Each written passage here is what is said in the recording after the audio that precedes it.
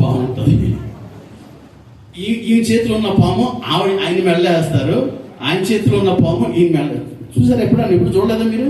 అయ్యయ్యో, కొన్ని ప్రాంతాల్లో వాళ్ళ సాంప్రదాయం, వాళ్ళ పెళ్లిలో ఆ పాములు మార్చుకుంటారు. నేను ఇంటికి మాట చెప్తున్నానంటే ఒక్కొక్క దేశంలో ఒక్కొక్క సాంప్రదాయం ఉంటుంది. కొన్ని ప్రాంతాలకు వెళ్ళేవాడికి కనబడినంటే గౌరవంగా మర్యాదపూర్వకంగా వాళ్ళు ఎలా కౌలించుకుంటారు. అది వాళ్ళ ప్రాంతంలో. కనీసం సాంప్రదాయం ఏంటంటే ఎవరైనా మన ఇంటికి చుట్టం వచ్చినప్పుడు మనం నీళ్లు కాళ్ళు కడుక్కోవడానికి నీళ్లు ఇవ్వడం ఏంటనేది సాంప్రదాయం, గౌరవం. అంటే ఈ పరిసయుడు యేసుక్రీస్తు ప్రభువాన్ని పిలిచారు కానీ ఏం చేయలేదన్నమాట, ఆయనకి గౌరవించలేదు, మర్యాద చేయలేదు. ప్రియ దేవుని సంగమా, దేవుడు మన ఇంటికి వచ్చినప్పుడు మనం ఎలాంటి గౌరవిస్తున్నాం, ఆయనకి ఎలాంటి స్థానం ఇస్తున్నాం ఆలోచన చేయాలని ప్రభు పేట మీకు మనవి చేస్తూ ఉన్నాను. దయచేసి గమనించండి, మన ఇంటిలో ప్రియ దేవుని బిడ్డరా గౌరవించడం మనము కలిగి ఉండాలి, మన పిల్లలకు నేర్పించాలి. చాలా మంది పిల్లలు అన్నొచ్చారు వందనాలు చెప్పనంటే కొంతమంది చెప్పరు. ఎందుకు? అలవాటు లేదు, వాళ్ళ అమ్మ బావుకే లేదు, గీడికి ఎక్కడ వస్తుంది? పిల్లలకి తల్లిదండ్రులైన మనము పెద్దలను గౌరవించడం నేర్పించాలి. సేవకునైనా కాదు, వయసులో పెద్దవారు, మందిరంలో పరిచయం చేసేవాళ్ళు, లేకపోతే పెద్దలైన వారిని వాళ్ళ మనకి వచ్చినప్పుడు అంకులు వచ్చారు వందనాలు చెప్పండి, అన్న వచ్చారు వందనాలు చెప్పండి అని మనం ఏం చేయాలా? మనం కలిగి ఉండాలి. ఆ గౌరవించే మనసు మనం కలిగి ఉండాలి. మన పిల్లలకు కొంతమంది ఎంత చెప్పు వాళ్ళు పక్క నుంచి పోతారు తప్ప వందనాలే చెప్పరు. ఏమి లేదన్నమాట, వాళ్ళకి గౌరవించడం తెలీదు, గౌరవించడం తెలీదు. ఈ రోజున మన కుటుంబాల్లో ఇది ఏలుబడి చేస్తుందేమో, జాగ్రత్త. అమ్మా బాబు గమనించండి, యేసయ్యను పిలిచాడు, ఆయన వచ్చాడు, భోజనం పంపి కూర్చున్నాడు, చేయవలసిన మర్యాద అంటే ఏమీ చేయలేదు. ఈ రోజున మన కుటుంబ వ్యవస్థ ఎలా ఉందో ఆలోచన చేయాలని మనం వచ్చేస్తాం. ఒక మాట చూడండి, అపోస్తలుడైన పౌలు భక్తుడు దెసలోనికీయులకు రాసిన మొదటి పత్రిక 5వ అధ్యాయము 12వ వచనం చదువుదాం. మరియు సహోదరులారా, మీలో ప్రయాసపడుచు ప్రభువునందు జాగ్రత్త వినండి, మీకు పైవారయుండి మీకు బుద్ధి చెప్పు వారిని మన్నన చేసి ఏం చేయాలంట? ఆ మాట గమనించండి, మీకు పైన వారిని మీకు బుద్ధి చెప్పు అంటే ఏం చేయాలంటే మనం మన్నన చేయాలంటే. సండే స్కూల్ పిల్లలు అలో నాకు చూడండి, అందరూ దేవుని స్తోత్రం. మీ సండే స్కూల్ టీచర్స్కి మీరు వందనాలు చెప్తున్నారా? మీరు ఎలా ఉండాలో, ఎలా చదువుకోవాలో, ఎలా బుద్ధి చెప్పాలో, ఎక్కడ కనపడినా రమక్క ఎక్కడ కనపడి వీధిలో రమక్క కనపడిన ఏం చేయాలి? మీరు ఏం చేయాలి? అక్కకి ఏం చెప్పాలి? అన్న చెప్పండి, ఏం చెప్పాలి? రత్న ప్రసన్న అన్నయ్య కనపడ్డాడు అనుకోండి, అన్నయ్య కనపడినప్పుడు ఏం చేయాలా? ఎటకరాలు ఆడకూడదు. జాగ్రత్త ప్రియ దేవుని బిడ్డారా, మన పిల్లలకి మనం ఇది నేర్పించాలి. ఆ మాట చదవండి, నేను నచ్చితే చదువుతాను చూడండి. ప్రభునందు మీకు పైన ఉండి మీకు బుద్ధి చెప్పుచు వారిని వాళ్ళు ఏం చేయాలంట? మన్నన గౌరవించాలి. ఈ గౌరవించే మనసు ఈ పరిసయుల్లో లేదు. నేను యేసు ప్రభువుని మా ఇంటికి పిలుచుకున్నాననే ఈ అహంకారం లేకపోతే స్వనీతి ఉంది తప్ప ఆ దైవజనుడిని గౌరవించాలని కానీ లేకపోతే మర్యాద చేయాలని కానీ ఆలోచన లేకుండా ఉన్నారు. దేవుని స్తోత్రం, హల్లెలూయా. కనుక నా ప్రియ దేవుని బిడ్డరా, దయచేసి మన ఇంటిలో ప్రియ దేవుని బిడ్డరా మర్యాద కలిగి మనం బ్రతకాలి. మన పిల్లలకు ఆ మర్యాద మనం నేర్పించాలి. దేవుని స్తోత్రం, హల్లెలూయా. ఎలా మాట్లాడాలో, ఎలాగో లేకపోతే ఎవరికి వందనాలు చెప్పాలో మనం నేర్పించాలి.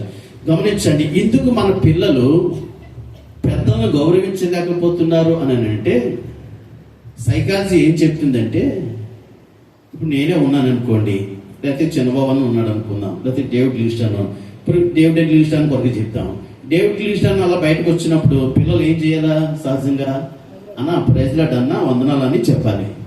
వాళ్ళకి పిల్లలు ఆ డేవిడ్ లివింగ్స్టన్ అంటే నన్నే అనుకోండి, పోనీ వందనాలు చెప్పట్లేదంటే ఏంటి కారణం తెలుసా? తప్పు అవుతుందో తెలుసా? పిల్లలు కాదు. మనం ఏం చేస్తామంటే స్థానిక సంఘంలో ఎందుకు ఈ చులకన భావం వస్తుందంటే, ఇప్పుడు డేవిడ్ లివింగ్స్టన్ కానివ్వండి, నేను కానివ్వండి, మీరు ఆరాధన అయిన తర్వాత ఇంటికి వెళ్ళి వాక్యం గురించి మాట్లాడుకుంటారా? వాక్యం చెప్పిన వ్యక్తి గురించి మాట్లాడతారా? నా ప్రశ్న అర్థమైందా చిన్నారండి? నా ప్రశ్న అర్థమైందా? ఆరాధన అయిన తర్వాత మీరు ఇంటికి వెళ్ళారనుకో, ఇంటికి వెళ్ళిన తర్వాత వాక్యం గురించి అబ్బా వాక్యం ఇలా మాట్లాడింది, ఇలా సరి చేసుకోలేదు అని మాట్లాడతారా? వాక్యం చెప్పిన వ్యక్తి గురించి మాట్లాడతారా? అందుకని తెల్లబట్టలు వేసిన వాక్యం చెప్తాడు కానీ మనిషి అంతేరా అయ్యా అర్థం కాదు మనకి అంతే అంటారు. ఆ మాటలు ఎవరంటున్నారు చెప్పండి? ఎవరంటారు?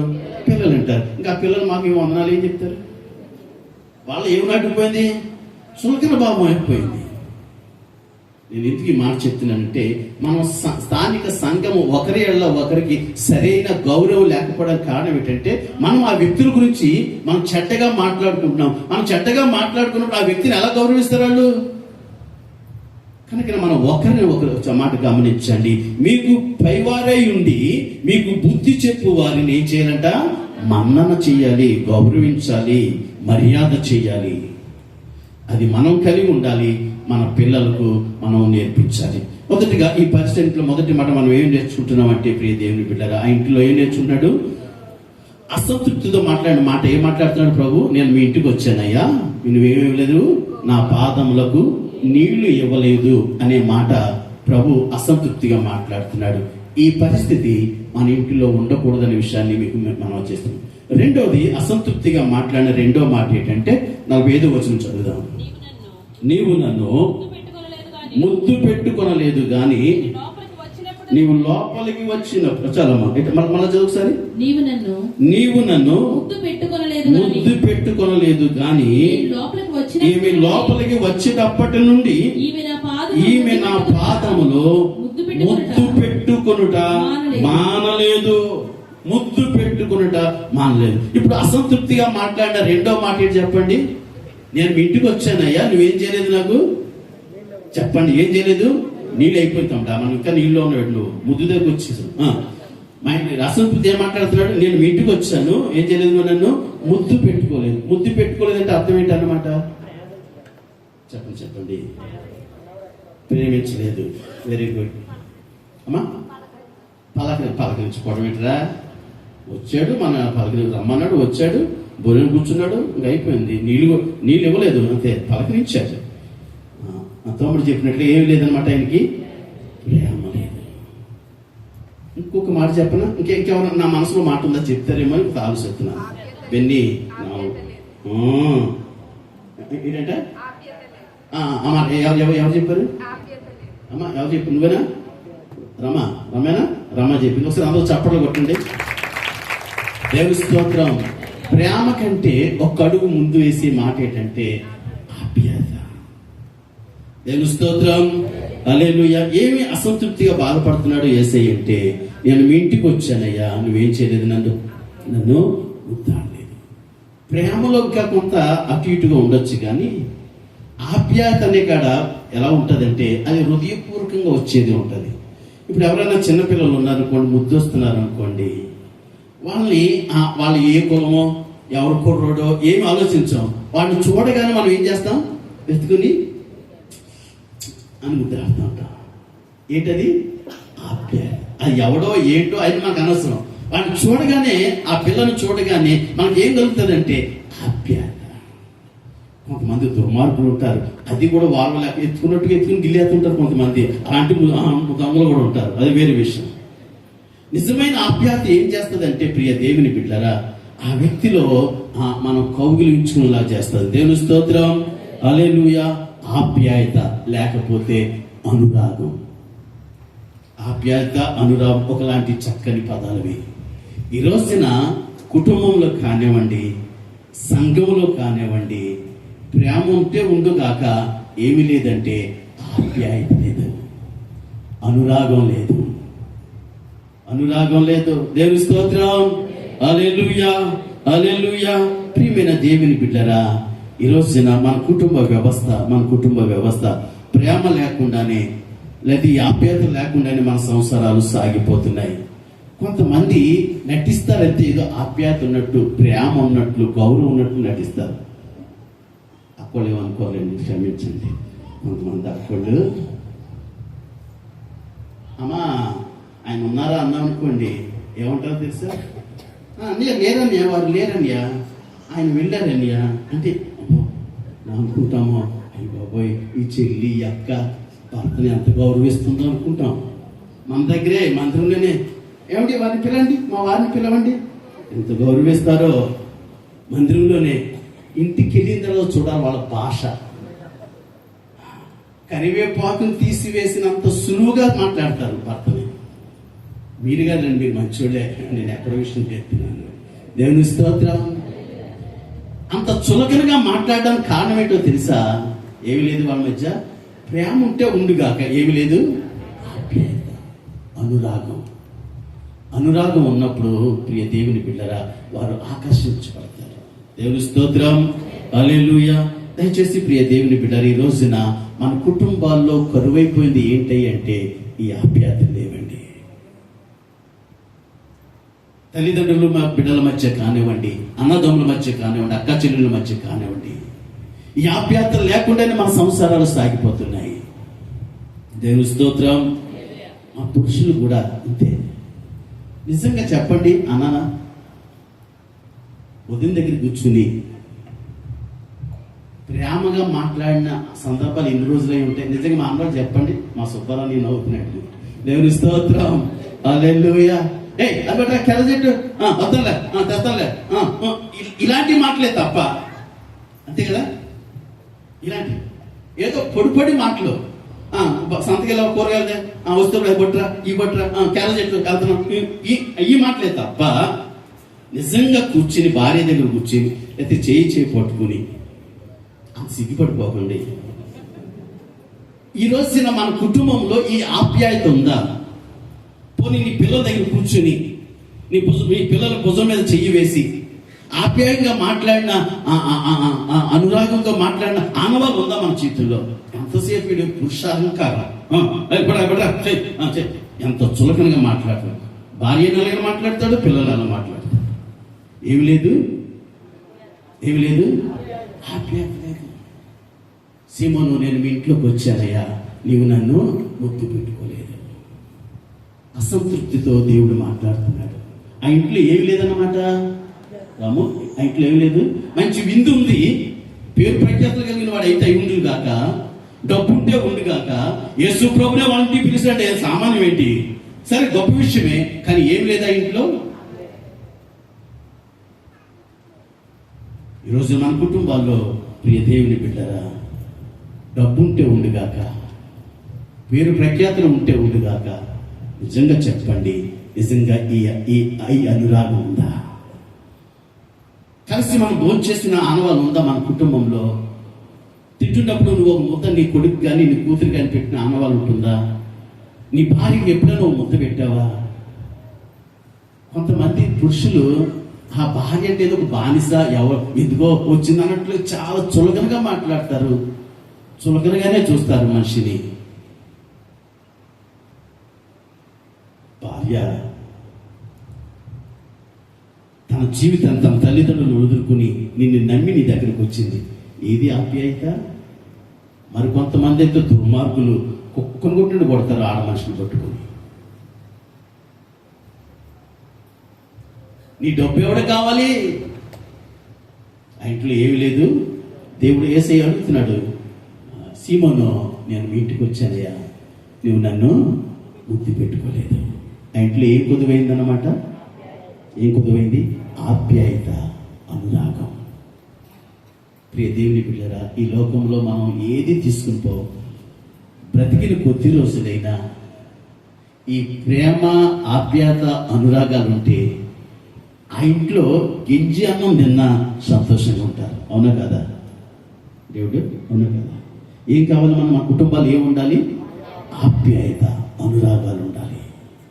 నా ప్రియమైన దేవుని బిడ్డరా, ఒకవేళ ఎంతవరకు అలా లేనట్లయితే మనము ఒకరము అవిధేతలు, మన అవిధేతలు సరి చేసుకుని, నిజమే, నా భార్య విషయంలో నేను ఆప్యాయత చూపించలేకపోతున్నాను, నా భర్త విషయంలో ఈ ఆప్యాయత నేను నటిస్తున్నాను అంతే. నలుగురిలో ఉన్నప్పుడు ఏమని అంటున్నాను, ఇంటిలోకి వచ్చిన తర్వాత కరివేపాకు అంటే హీనంగా చూస్తున్నాను. సరి చేసుకున్నాను. మన బిడ్డల విషయంలో తల్లిదండ్రులు మన అహంకారమే కదా, మన అధికారమే కదా వాళ్ళ మీద చూపించేది. వాళ్ళ మీద ప్రేమ, అనురాగాలు చూపించాలి. ఎప్పుడైనా నీ కొడుకు భుజమే చేసావా? నీ కూతురు భుజమే చేయేసావా? నా కూతురు నా అంత ఉంటుంది. ఈరోజు కూడా అని కొన్ని సందర్భాలు నా పక్కనే పడుకుంటుంది. దానికి 2 కూతుళ్ళు.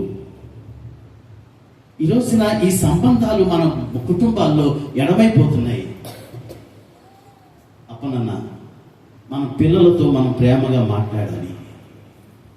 రాము, తండ్రిగా అధికారమే చలాయించడం కాదు, మన ప్రేమను కూడా వాళ్ళకి పంచాలి. ఒక్కొక్క స్పర్శ ఒక అనుభూతి అండి. ఇప్పుడు తండ్రిగా నా కూతురు 2 బిడ్డల కన్నా తల్లి అయినా నా పక్కన పడుకుంటుంది. నా కూతురు నాకు నా స్పర్శ, నా కూతురు స్పర్శ ఒక అనుభూతి. తండ్రి కూతురు మధ్య ఉండే అనుభూతి.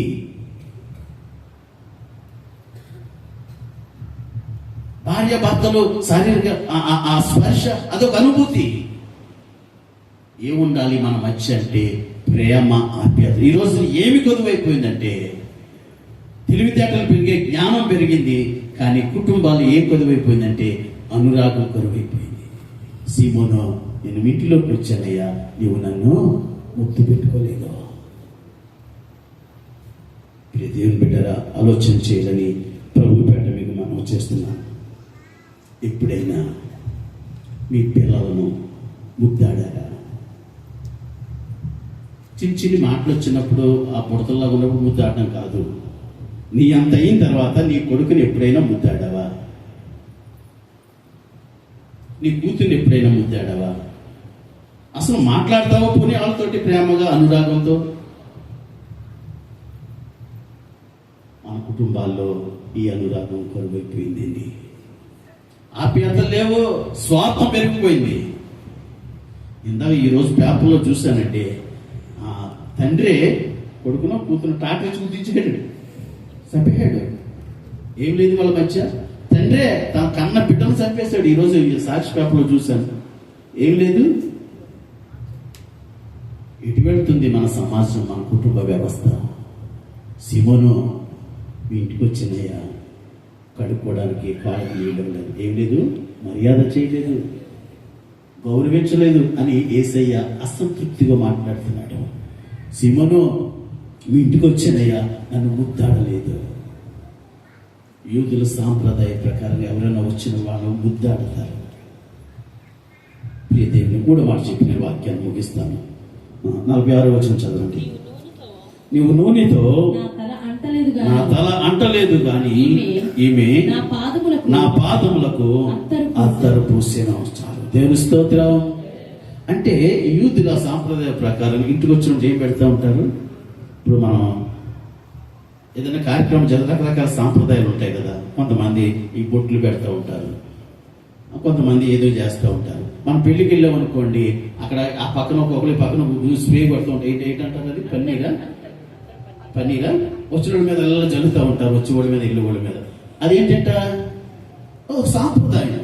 ఇక్కడ అంటున్నాడు యేసయ్య అంటున్నారు 3వ మాట, నీవు నూనెతో నా తల అంటలేదు గాని ఈమె నా పాదములకు అత్తరు పూసింది. నూనె రాయలేదంటే అర్థం ఏంటన్నమాట? సన్మానం అంటావా? ఓకే. ఇంకా నూనె రాయలేదంటే అర్థం ఏంటి? సరిగా నన్ను పట్టించుకోలేదు. ఇప్పుడు పిల్లలు గబగబా ఎక్కడో ఆటలో ఎండలో తిరిగి ఆడొచ్చారు అనుకోండి, వచ్చిన వెంటనే తల్లి కొడుకు ఇలా పట్టుకుంటాడు. పట్టుకుని వెంటనే వాళ్ళ అమ్మ చెయ్యి ఆ తల మీద పడుతుంది. తల మీద పడిన నూనె ఆ తలంతా వేడి ఉందనుకో, వెంటనే ఏం చేస్తుంది వాళ్ళమ్మ? రోగం పట్టించుకుంటుందా? మరి ఏం చేస్తుంది చెప్పరా? గబగబా ఇల్లు ఏం చేస్తుంది? కొబ్బరి నూనె తెచ్చి నెత్తి అంటే కొడుకుని ఏం చేసింది అన్నమాట? ఆవిడ పట్టించుకుంది. అయ్యి బాబు, నా కొడుకు ఎండలో ఉన్నాడు, తల కాలిపోతుంది అని ఏం చేసింది? వాడి కొడుకు ఏం చేసింది? పట్టించుకుంది. తల్లిగా తన బిడ్డని పట్టించుకుంది. అదే అర్థం. సీమోను, నేను మీ ఇంటికి వచ్చాను, నా తలకి నూనె పెట్టలేదు, ఇవేం చేస్తుంది? నా పాదములకు. ప్రియ దేవుని బిడ్డలకు ఒక మాట చెప్పడం మర్చిపోయాను. సీమోన్, ఈ పరిసయ్యుడు సీమోన్ అన్నాడు, నువ్వు నన్ను ముద్దు పెట్టలేదు అని అసంతృప్తిగా మాట్లాడుతున్నాడు యేసయ్య. కొంచెం మళ్ళీ వెనక్కి వెళ్ళాను, క్షమించండి. ఒకవేళ సీమోన్ ఒకవేళ ముద్దు పెట్టాడు అనుకో, ఎక్కడ పెట్టుంటాడు యేసు ప్రభువుని ముద్దు?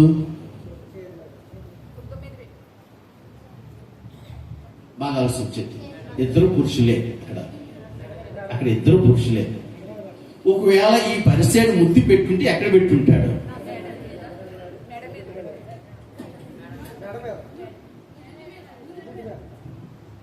సహజంగా మనం దొరికేది ఏంటంటే మొదట ఎక్కడ పెడతారు, కానీ ఆమె ఎక్కడ ముద్దాడుతుంది? ఇప్పుడు యేసయ్య ఎవరిని బట్టి ఆయన సంతోషించాలి, ఎవరిని బట్టి సంతృప్తి కలిగి ఉంటాడు? ఈరోజు నా ప్రియ దేవుని బిడ్డరా, మన కోసం గాయపడిన యేసయ్యని ఏ రోజైనా, ఇప్పుడు కీర్తన గ్రంథం 2వ అధ్యాయంలో కదా ఉంటుందన్నమాట, కుమారుని ముద్దు పెట్టుకుని లేని ఎడల అంటే మనం ఏం చేయాలన్నమాట? ఆయన్ని పెట్టుకోవాలి. సరే, మనం 3వ మాటకు వచ్చేద్దాం. ఇప్పుడు నేను ఈ నూనెతో నువ్వు నా తల అంటలేదు, ఈమెతే ఏం చేస్తుంది? అత్తర పోసింది. అంటే ఎవరి విషయంలో తృప్తి కలిగి ఉన్నాడు, ఎవరి విషయంలో అసంతృప్తి కలిగి ఉన్నాడు? అర్జున్ అన్న, నా మాట ఏమంటున్నారా? అయిపోయింది, సమయం అయిపోయింది. యేసు ప్రభు ఎవరి విషయంలో తృప్తిగా ఉన్నాడు, ఎవరి విషయంలో అసంతృప్తిగా ఉన్నాడు? ఈ పాపం చేసిన స్త్రీ విషయంలో ఎలా ఉన్నాడు? ఇవి ఏం చేస్తుంది? నా పాదములకు అత్తరు పోస్తుంది. కనీసం నేను మీ ఇంటికి వస్తే తల మీద ఒక నూనె చొక్కట్లేదయ్యా సీమోను అంటే ఈవిడ నన్ను పట్టించుకుంది. నేను మీ ఇంటికి భోజనానికైతే పిలిచావు కానీ నన్ను ఏమాత్రం కూడా పట్టించుకోలేదు.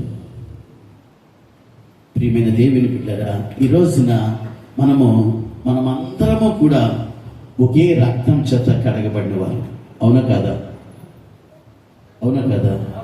మనమందరము ఒక్క యేసు ప్రభు రక్తం చేత కడగబడిన వారు. మనమందరికీ ఆయనే చెప్పండి మనందరికీ ఆయనే తండ్రి, మనమందరము ఆయన పిల్లలు. వర్ణకత మాట్లాడరా, ఆయన పిల్లలు మనం. కానీ మనలో మనకి ఏం పట్టలేదు, ఒకరి ఏళ్ళలో ఒకరికి. ఈ శరీరంలో ఉన్న అవయవాలన్నీ ఒకదానికొకటి ఇప్పుడు మాట్లాడుకోకుండా సపోర్ట్ చేసుకోకుండా ఉంటాయా? కాళ్ళు ముళ్ళు గుచ్చుకుంది అనుకోండి, వెంటనే ఏం చేస్తారు చెప్పండి? ప్రాక్టికల్ మీకు ముళ్ళు ఏం చేస్తారు చెప్పండి? అమ్మాని అరుస్తావు, తర్వాత ఎలా తీస్తావు? కడిగి తీస్తావా? పినిసి అక్కడ లేక సీలో పని. ముళ్ళు కూర్చునండి, ఏది పని చేస్తుంది? చెయ్యి పని చేస్తుంది, మెదడు పని చేస్తుంది, కళ్ళు పని చేస్తున్నాయి. ఇవన్నీ కూడా సహకరిస్తున్నాయి. మనం అందరము క్రీస్తు యొక్క శరీరంలో అవయవాలు. కానీ మనం ఒకరి అంటే ఒకరికి ఒకరొకరు పట్టించుకోం, మాట్లాడుకోం. ఎంత దౌర్భాగ్యమైన స్థితితో తెలుసా? ఒకే బలలో పాలు పొందుతున్నాం. నీకు నచ్చని మనిషి నీ పక్కన కూర్చుంటే ఎప్పుడు కళ్ళు మూసుకుంటారు, ఎప్పుడు వేసిపోదామని చూస్తారు. ఇది మన నైజం. ప్రియ దేవుని బిడ్డరా, ఇలాగే మన భక్తి జీవితాన్ని కొనసాగించుకున్నట్లయితే దేవి నామానికి ఎలా మహిమ వస్తుంది? ఒకరి ఎడల ఒకరు మనం పట్టించుకునే వారంగా ఉండాలి, ఒకరినొకరు మనం గౌరవించుకునే వారంగా ఉండాలి, ఒకరితో ఒకరు మనం సమాధానం కలిగి ఉండాలి. ఆలోచించేయండి, ఈ రోజున మన కుటుంబ వ్యవస్థ కక్షలతో నిండిపోయింది. అత్తగారంటే కోడలు పట్టలేదు, కోడలంటే అత్తగారికి పడదు, అన్నదమ్ములు పడదు, తల్లిదండ్రులు పడదు. నేను అంటాను ప్రియ దేవుని బిడ్డలారా, ఒకసారి ఆలోచించండి. నిజంగా నువ్వు క్రీస్తు యేసు కలిగిన మనస్సు జాత వినడం అందరి మాట నేను చివరికి వచ్చాను. నిజంగా నువ్వు క్రీస్తు యేసు కలిగిన మనస్సు కలిగి ఉంటే నీ మాటల ద్వారా కానీ నీ క్రియల ద్వారా కానీ ఎవరినైనా నువ్వు గాయపరచుంటే క్షమాపణ చెప్పే మనసు నీకుంటేనే, క్షమాపణ చెప్పగలిగితేనే నువ్వు దేవుని బిడ్డవు. ప్రభు బలలో పాలు పొందుతూ దేవుని మందిరానికి వస్తూ వాక్యం వింటూ కూడా ఎదుటి వ్యక్తితో నువ్వు సమాధాన పడకపోతే, వ్యక్తితో నువ్వు మాట్లాడకపోతే, ఒకవేళ నేను అనుకుంటున్నాను పొరపాటున మన పరలోకి వెళ్ళాం అనుకోండి, మీ ఇద్దరికి ఒకే గదిస్తే ఏం చేస్తారు?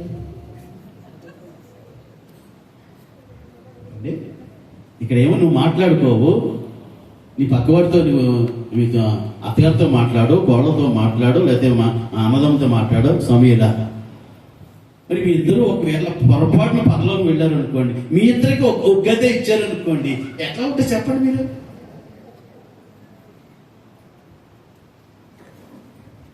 ఒకరిని ఒకరు మనం పట్టించుకునే వారిగా ఉండాలి.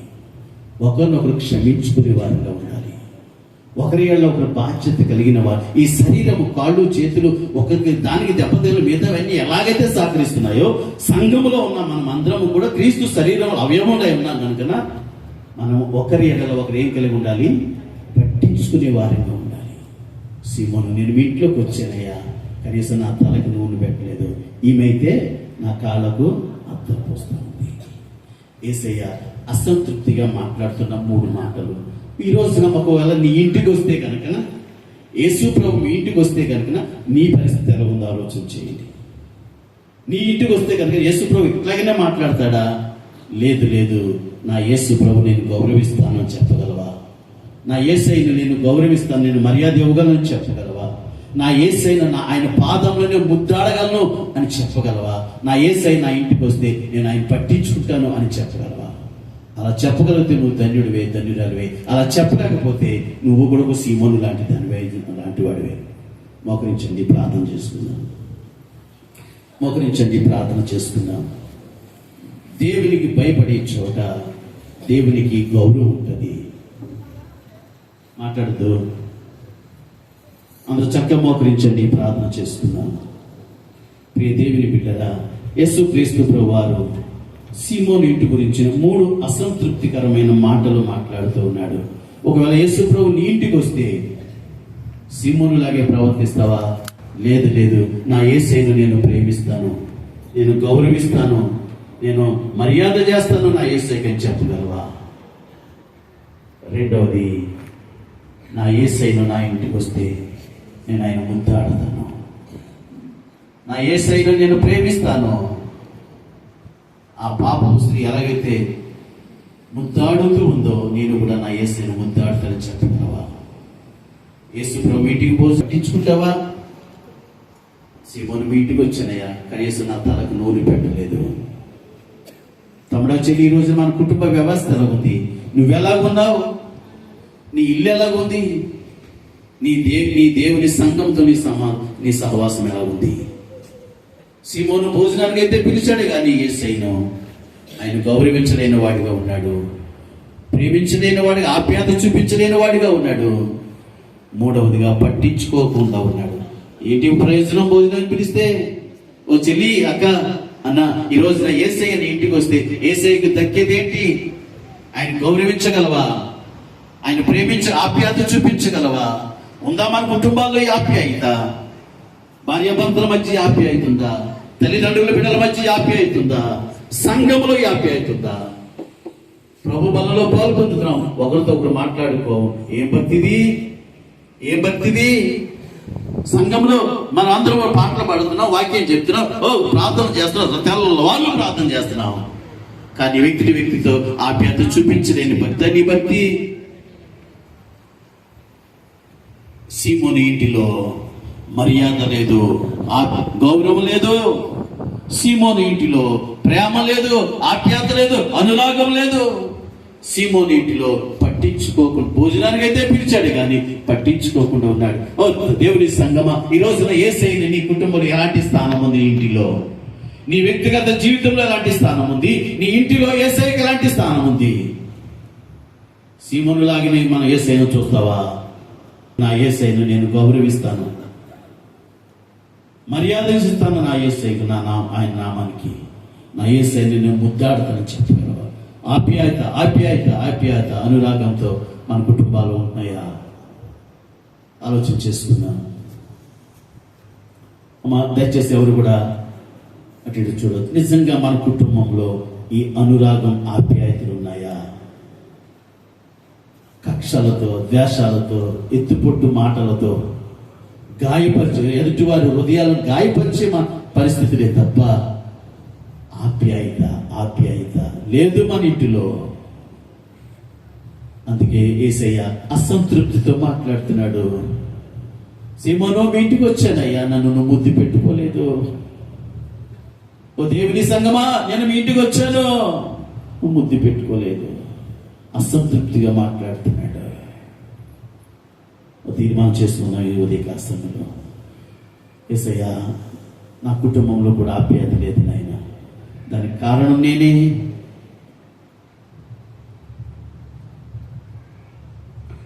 కృపా కనికరం కలిగిన మా తండ్రి, మా ప్రభా, మా రక్షక, నీకు వందనాలు, స్తోత్రాలు. మీరు మాకు ఇచ్చిన ఈ సందేశం కొరకు వందనాలు ప్రభా. ఈ లోకంలో ఏది కూడా ఇది లేదు అది లేదని ఎప్పుడు కూడా మీరు అడగలేదు. కానీ మా కుటుంబ వ్యవస్థను చూసినప్పుడు 3 అసంతృప్తికరమైన మాటలు.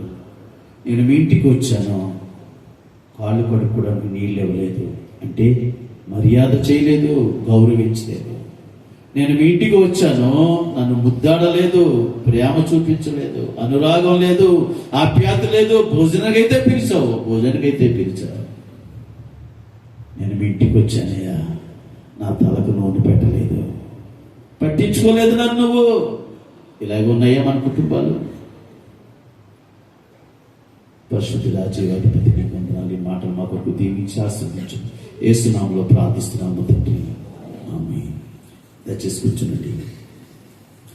సమయంలో ప్రత్యేకమైన కానుకలు, కృతజ్ఞత అర్పణ, దర్శన భాగం ఉన్నారు. ముందుకు రండి, మీకోసం ప్రార్థన చేయబడుతుంది. నన్ను కెమెరా పక్క పెట్టు.